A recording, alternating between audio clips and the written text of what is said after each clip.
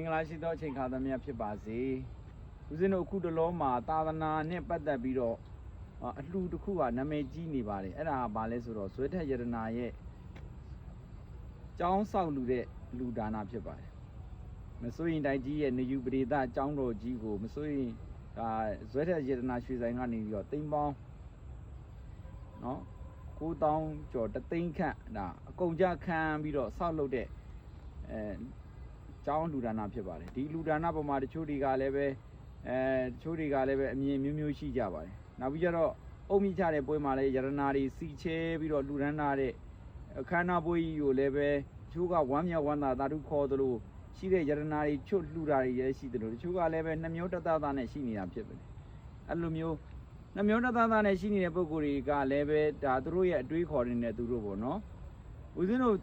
တန်ဃာတွေရဲ့အမြင်နဲ့ကြည့်ရမယ်ဆိုရင်တော့ဖြစ်ကျောင်းဆောက်လူတယ်ဆိုတာအင်မတန်အကျိုးများတယ်ဒါပေမဲ့လွန်တော်မူပြီးတော့မဆိုရင်ဆရာတော်ကြီးဥရာဇဓမ္မဟောထားတဲ့တရားလေးကိုဦးဇင်းတို့နားရဘူးပါတယ်မဆိုရင်နေပြီးတော့မှတိမ်ရေစက်ချရင်နဲ့ဆရာတော်ကြီးကဟောထားပါတယ်ကျောင်းဆိုတာဟာတဲ့လှူလိုက်ပေမဲ့လည်းတန်ဃာတွေတရင်မသုံးဘူးဆိုရင်အဲ့ဒီကျောင်းဟာအသေးကျောင်းတဲ့နော်အဲ့ဒီကျောင်းမှာကုသိုလ်တွေနေပြီးတော့အဲ့ဒီကျောင်းဟာအသေးကျောင်းလို့ခေါ်ပါတယ်တဲ့တန်ဃာတွေရဲ့တရင်သုံးပြီးတော့စာသင်စာချတွေလုပ်မယ်ပရိယတ်တိပရိပတ်တိတွေကျင့်ကြံပွားများအထုတ်မယ်ကဏ္ဍဒုရဝိပဿနာဒုရတွေလုပ်မယ်ဆိုရင်အဲ့ဒီကျောင်းကအရှင်ကျောင်းလို့ဆရာတော်ကြီးကမိန့်ခဲ့ပူပါတယ်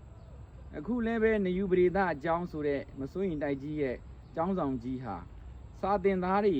ဒါကြက်ပြန်မဲ့ကကြနော်စီကားပြီးတော့စာသင်အန်နေနဲ့ချိန်ညံနေတဲ့ကျောင်းကြီးဖြစ်ပါတယ်ဦးဇင်းတို့စာသင်သားလောကမှာမစိုးရင်ကျောင်းဆိုတာကအင်မတန်ဂုဏ်သတင်းမှုေးပါတယ်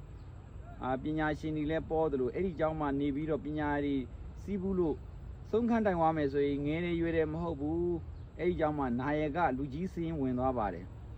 ဒါကြောင့်မလို့အင်မတန်မှစာသင်သားလောကမှာလည်းပဲဂုံယူဝင်ကြွားပြီးတော့ဂုံသတင်းမှုေးတဲ့သာသနာအတွက်ဆိုရင်လည်းပဲအင်မတန်မှတန်ဖိုးကြီးတဲ့ဒါမစိုးရင်တိုက်ကြီးမှာကျောင်းလှူရတာဟာဦးဇင်းတို့ကတော့ဝမ်းမြောက်ဝမ်းသာဖြစ်ပါတယ်အခြားသောနေရာတွေမှာကျောင်းဆောက်လှူတယ်ဆိုရင်တော့ပြဦးဇင်းတို့ကတော့ပြတိတာမှာမဟုတ်ပါဘူးအခုလိုမစိုးရင်ကျောင်းကြီးအတွက်ကတော့ပြဦးဇင်းတို့ကအင်မတန်မှတိတာပါတယ်ဘာကြောင့်လဲဆိုတော့ငရင်ဘေးမှာမန္တလေးဟာတိုက်တွေပြိုးပြီးတော့အကုန်လုံးလူတွေရောယဟန်တွေရောအကုန်လုံးပုဂ္ဂိုလ်တွေကနော်အဆောက်အဦတွေပျက်စီးပြီးတော့နေစရာထိုင်စရာဒုက္ခရောက်နေတဲ့အချိန်မှာအခုလိုမျိုးကျောင်းတော်ကြီးကိုဆောက်လုပ်ပြီးတော့သာသနာအတွက်အားဖြစ်အောင်တန်ဃာတွေအတွက်လည်းပို့ပြီးတော့တက်ကြွအောင်အလှရှင်တွေအတွက်လည်းဝမ်းမြောက်ဝမ်းသာဖြစ်နိုင်တဲ့ဟောဒီနေယူပရိသအကြောင်းကိုစောက်လုပ်တဲ့ဇွဲထက်ရတနာရွှေဆိုင်ကိုလည်းပဲဦးဇင်းတို့ကနေဝမ်းမြောက်ဝမ်းသာသာဓုခေါ်ပါတယ်အခုလိုမျိုးဒီထက်မကသာသနာတွေပြုနိုင်တဲ့အလှရှင်တွေဖြစ်ပါစေလို့လည်းဆုတောင်းပန်နာပြုပါတယ်အားလုံးသောပုဂ္ဂိုလ်တွေလည်းပဲ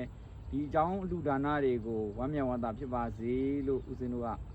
တိုက်တွန်းနှိုးဆော်ပါတယ်